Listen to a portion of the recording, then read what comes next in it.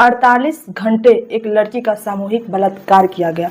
ये कहानी होती है सिवान जिले के हरपुर गांव की, जहां पे एक काजल नाम की लड़की होती है जिसकी उम्र इस समय 18 साल होती है। जब वो 10 साल की होती है तो उसके पिताजी गुजर जाते हैं। अब उसके 2 छोटे भाई बहन होते हैं, एक बहन होती है और एक भाई होता है। अब उसकी घर की स्थिति बहुत ही ज़्यादा खराब हो चुकी थी, खाने के लाले पड़ चुके थे। धीरे धीरे समय बीतता रहता है और उस गरीबी में किसी तरह अपने आप को जीते रहते हैं।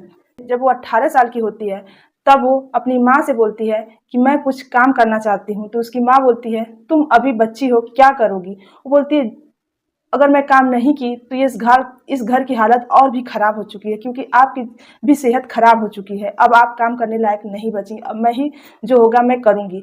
वो शहर जाती है और वहाँ पे एक मॉल में उसको नौकरी मिल जाती है। अब उसका डेली का काम होता है कि घर से ट्रेन से उसका सफ़र होता है और वहाँ पे मॉल में पूरा दिन काम करती है, लोगों वहाँ पे खड़ी रहती है, पूरा काम करती है और शाम को घर वापस आती है थक हार कर। लेकिन उसको इस बात की खुशी होती है कि कुछ पैसे जो मिल रहे हैं अब उसके घर की हालत थोड़ा ठीक हो जाएगी, उसके भाई बहन जो है शायद स्कूल जाकर कुछ पढ़ लिख लेंगे। इसी खुशी में वो डेली उसका रूटीन होता है कि वो लोकल ट्रेन से शहर जाती है और वहाँ मॉल में जो उसको काम मिला था वो ईमानदारी से काम कर रही होती है। एक शाम जब वो ट्रेन से वापस आ रही थी, काफ़ी तेज भीड़ ट्रेन में ज़्यादा भरी हुई थी। वो खिड़की के पास बैठी हुई थी, वो अपने बैग को पूरी अच्छे तरीके से संभाल के बैठी हुई थी। अचानक उसकी नज़र भीड़ की वजह से थोड़ा इधर उधर हुई कि तभी उसको एहसास हुआ कि उसकी बैग से उसका मोबाइल गायब हो चुका है।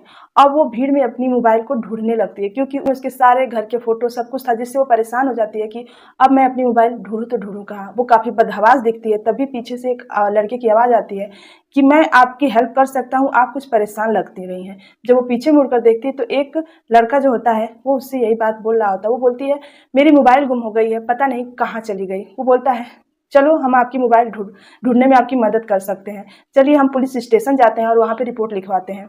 वो बोलती है, अब उसकी जो लड़की होती है उसको यकीन हो जाता है कि ये लड़का काफ़ी ईमानदार और सच्चा इंसान है, क्योंकि ये पुलिस स्टेशन जाकर रिपोर्ट लिखवाने की बात कर रहा है, मेरी मदद करने की बात कर रहा है, और वो उस पर यकीन कर लेती है। वो उसके साथ चल देती है और कुछ दूर जाने के बाद वो जो लड़का होता है वो बोलता है, चलिए पास ही पुलिस स्टेशन है, वहाँ पे हम लोग रिपोर्ट लिखवा देते हैं।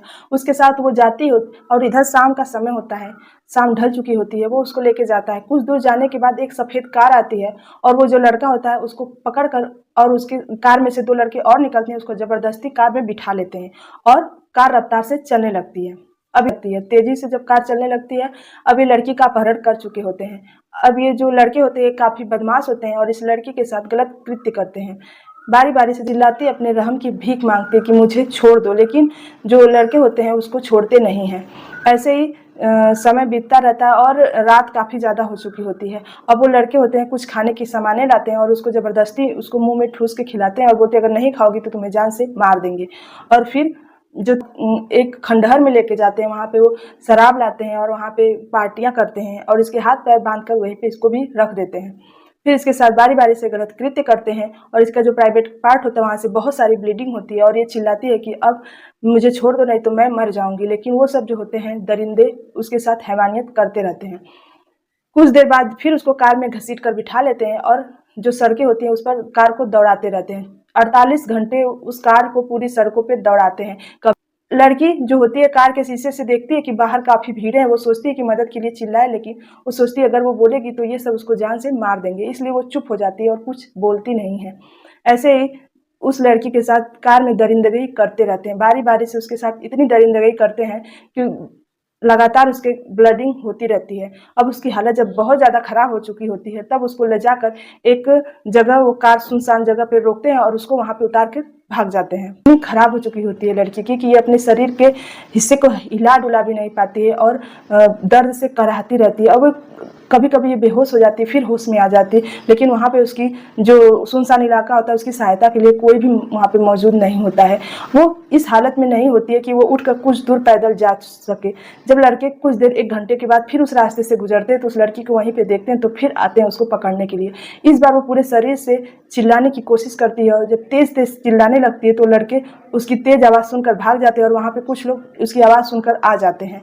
जब उस लड़की की स्थिति देखते हैं लोग तो उनको लगता है कि इसके साथ कुछ गलत हुआ है और उस लड़की को पुलिस स्टेशन लेके जाते हैं, जहाँ पे पुलिस उसको तुरंत हॉस्पिटल लेके जाती है, जहाँ पे उसकी अभी इलाज हो रहा है और उसकी स्थिति काफ़ी नाजुक बताई जा रही है। लेकिन लड़की ने बयान दे दिया है और बताया है, उस लड़की ने बयान में सारे लड़कों का हुलिया बताया, जिससे पुलिस पूरा सीसीटीवी में उस कार की और पूरा जांच पड़ताल करती है, जिससे 2 लड़के पकड़े जाते हैं। अभी एक लड़का फरार है। फिलहाल उस लड़की की स्थिति अभी भी इलाज हो रहा है, जिसकी स्थिति अभी नाजुक बताई जा रही है। तो क्या अभी लड़कियां रोज ऐसे ही इन सब लोगों का शिकार होती रहेंगी? तो आपको क्या लगता है? कमेंट सेक्शन में जरूर बताइएगा। तो आज के लिए बस इतना। अगर ये वीडियो अच्छी लगी तो वीडियो को लाइक और चैनल को सब्सक्राइब कर लीजिए। नमस्कार।